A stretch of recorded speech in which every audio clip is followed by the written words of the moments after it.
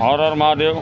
तो सरदार जी में भी ऐसे ऐसे लोग हो गए हैं, शहीद भगत सिंह, गुरु गोविंद सिंह, गुरु नानक देव।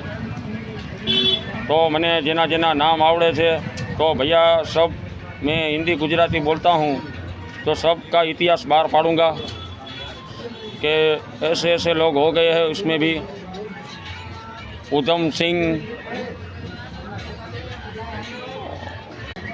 तो इतना मेरे को मालूम था तो बताया। और यीशु क्रिश्चियन में भी हो गए हैं, ऐसा नहीं है। गॉड बोलते उसमें भी हो गए हैं यीशु ख्रिस्ती। और मुस्लिम धर्म में भी बहुत भगवान हो गए हैं और हिंदू धर्म में भी हो गए हैं। तो सब चारों धर्म सबको मैं प्रणाम करता हूँ।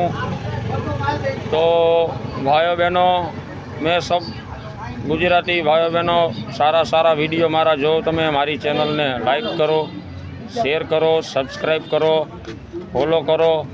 અને હિન્દીમાં હું બોલું છું કે મારી ચેનલને लाइक करो, शेयर करो, फॉलो करो और सब्सक्राइब करो कि मैं कुछ ऐसा ऐतिहासिक सब है जो वो बाहर निकाल पाऊँ। गुजराती भाइयों बहनों बाहर पाड़ूँ આપણો ઇતિહાસ। जय द्वारकाधीश, जय श्री राम, हर हर महादेव।